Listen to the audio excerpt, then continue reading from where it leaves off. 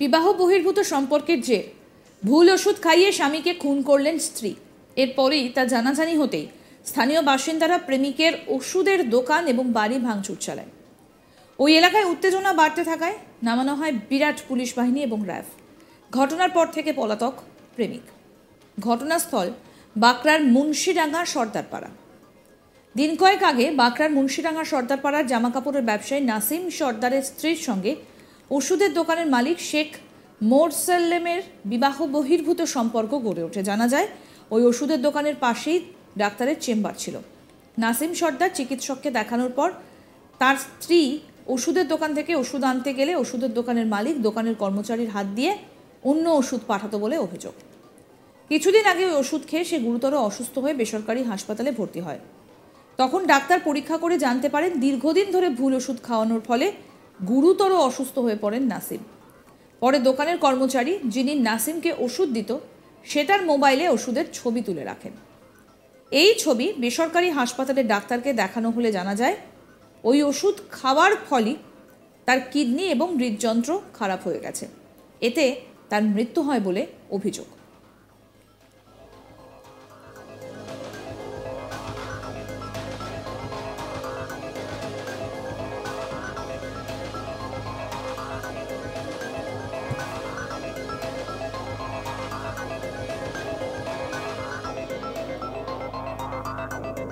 মৃতের কাকা আফতাব আলী সর্দার, কি বক্তব্য তার আসুন শোনাই। শ্বশুর মশাই বললে শোনে না, আমরা জিজ্ঞেস করলে বলে কম্পিউটার শিখতে যাচ্ছি। আর ওইভাবে ওষুধ এনে এনে খাওয়া তো আমরা জানতাম না, মারাত্মক ওষুধ। আমরা ক্যালকাটায় দিতে রিপোর্ট পেয়ে ডাক্তার বলছে এই ওষুধে ক্যান্সার এবং মৃত্যু, এরা বাঁচাও নেই। ওই ওষুধ ওই দোকানদার দিত, তার প্রেসক্রিপশন পেছনে কিচ্ছু পাইনি। আমরা অনেক চেয়েছি মেয়েটার থেকে, মেয়েটা বলছে না আমি খাওয়াই না, আমি ওষুধ নেই। আমরা জানতে পারি যে কোনো প্রকারে জানতে পারে, রিপোর্ট করার পরে জানতে পারলাম ক্যালকাটা যখন বললো তবে। মৃত্যু কি বারে হলো? আমরা বৃহস্পতিবারে রাত্রিবেলায় সন্ধ্যের দিকে হয়েছে। আমরা রাত্রি 8টা 9টার সময় খবর পেয়েছি। হ্যাঁ হ্যাঁ, পোস্টমর্টম তো করতেই হয়, পোস্টমর্টম না করলে পুলিশ কেস হবে কি?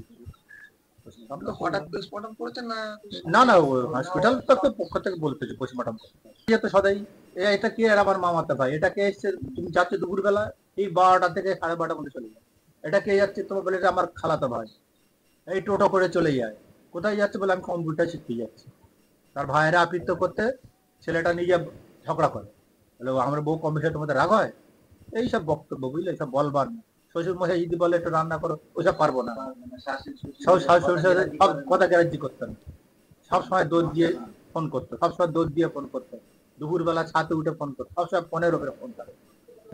সম্পূর্ণ ওষুধ খাইয়ে মেরে, ওষুধ খাইয়ে দিনের পর দিন মারে মারে ঘুমের ঘরে ফেলে রাখ, ঘুমের ঘরে ফেলে রেখে ছেলেটা আসতো এখানে।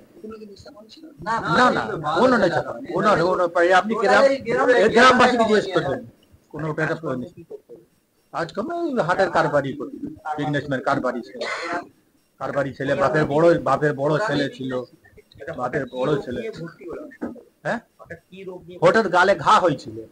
ওই ওষুধ দোকানের পাশে একটা ডাক্তার, লোকাল ডাক্তারকে দেখেছিল না কমতে, আবার বাঁকড়ায় যে নাক কান গলা বড় ডাক্তারকে দেখতেছিল, সে না কমতে ও নিজে নিজে ডাক্তার দেখিয়ে তারপর আন্দুলে কোথা দেখিয়েছিল ডাক্তার। যখন গায়ে মায়ে ঘা ফুটে গেছে তখন বাড়িতে বলেছে। তারপরে আপনার রামতলা ওই নার্সিংহোমে ডাক্তারকে দেখেছিল, আপনার ওই কি বিড়াল নার্সিংহোম না কি আছে, ওখানে দেখেছিল। ওরা বলেছিল ভর্তি কর।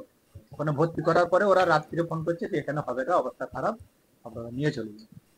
তারপরে ক্যালকাটায় ভর্তি করে, ক্যালকাটা দিন খারাপের দিকে দেখে আমরা নিয়ে চলে যাবো চেন্নাই।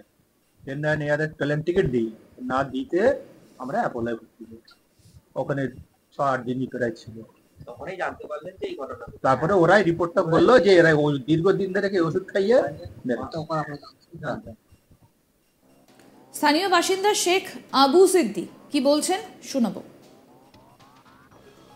হিসাবে ভাই হিসাবে দিয়েছিল যে ওকে বাঁচাবার জন্য, সেই হিসাবে আমরা বাঁচাতে পারলাম না। ব্লাড দিয়েও হ্যাঁ দিয়েছে অনেকজন, 20-25 জন দিয়েছে, না জীবন রক্ষা করতে পারলো না। বলছি কি কলজে আমাদের ফেটে যাচ্ছে, আমাদের বন্ধুত্ব, আমাদের ভাই, আমাদেরই সবকিছু। আমাদের তো কষ্ট হবে নাকি? না না, ও ছেলে হিসাবে তো তুলনা করা যাবে না। অমায়িক ছেলে, ছেলে খুব ভালো ছেলে। হ্যাঁ, ওর মধ্যে কোনো কোনো ব্যাড রেকর্ডও খারাপ নেই, কিছুই নেই। না, মারা যাবার মতন তো নেই। হ্যাঁ, সম্পূর্ণ দায়ী তো সেই। আবার কি হবে? দুজনই দায়ী হবে, আবার কি হবে? তিনিই দিত, উনিই দিত। হ্যাঁ, তার নাম কি? মোরসেলিম সর্দার, শেখ মোরসেলিম সেইটা আমি বলতে পারবো না কোথায় আছে। হ্যাঁ, দুজনেই শাস্তি হোক, আবার কি হবে? মেয়েরা হোক ছেলেরা, দুজনকে তো কড়া শাস্তি হওয়া দরকার আছে। শুক্রবার রাত 11:30 নাগাদ স্থানীয় বাসিন্দারা নাসিমকে কবর দিয়ে এসে পাড়ায় ফিরে এলে গোটা এলাকায় উত্তেজনা ছড়িয়ে পড়ে। উত্তেজিত জনতা মোরসালেমের বাড়ি এবং ওষুধের দোকানে ব্যাপক ভাঙচুর চালায়। খবর পেয়ে ঘটনাস্থলে ছুটে আসে ডোমজুর থানার পুলিশ এবং র্যাফ। পুলিশের পদস্থ কর্তারা গিয়ে পরিস্থিতি নিয়ন্ত্রণে আনে। ঘটনার পর পলাতক প্রেমিক শেখ মোরসালেম। এই ঘটনায় শুক্রবার নাসিমের স্ত্রীকে আটক করে তদন্ত শুরু করেছে ডোমজুর থানার পুলিশ। আমাদের প্রতিনিধি বৈদ্যনাথ ঝা কি প্রতিবেদন তুলে ধরেছেন, শোনাবো। বিবাহ বহির্ভূত সম্পর্ক জেরে স্বামীকে ভুল ওষুধ খাইয়ে খুন করলেন তার স্ত্রী। প্রেমিকার দোকান থেকে ভুল ওষুধ নিয়ে এসে তাকে দীর্ঘদিন খাওয়ানো হয়েছে। তারপরে অসুস্থ হয়ে যান ও দীর্ঘদিন তিনি একটি বেসরকারি হাসপাতালে চিকিৎসাধীন ছিলেন। তার মৃত্যুর পর তাকে কবর দেওয়া হয় ও গতকাল রাত এলাকার মানুষরা ক্ষেপে যান ও এলাকায় ভাঙচুর চালান প্রেমিকার বাড়ি ও দোকানে যে ওষুধ দোকান রয়েছে। সূত্র মারফত যেটা জানা যাচ্ছে যে তাকে যে ডাক্তার ওষুধ দিয়েছিলেন সেই ওষুধ না দিয়ে ভুল ওষুধ প্রেমিকা তাকে পৌঁছে দিত, আর সেই ওষুধ খাইয়ে তার যে শরীরের মাল্টি অর্গান রয়েছে সেইগুলো যেমনি বুক ও কিডনি এগুলো ফেলিওর হয়ে যায়, তারপরেই তার মৃত্যু হয়।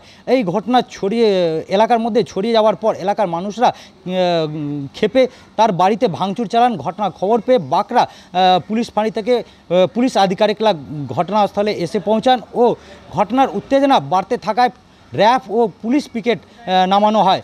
গোটা এলাকা এই নিয়ে উত্তেজনা রয়েছে। তাদের বক্তব্য যে বিবাহ বহির্ভূত যে সম্পর্ক রয়েছে প্রেমিকার সঙ্গে, সেই প্রেমিকার নিজের রাস্তার কাটা স্বামীকে সরিয়ে দেওয়ার জন্য এই ছক কষেছিল ও ভুল ওষুধ খাইয়ে তাকে ভুল চিকিৎসা করে তার মৃত্যু করেছে, এমনটাই অভিযোগ। গোটা ঘটনা তদন্ত শুরু করেছে বাঁকড়া পুলিশ ফাঁড়ি আধিকারিকরা। দেখতে থাকুন আজ তাক বাংলার ইউটিউব চ্যানেল, সাবস্ক্রাইব করুন।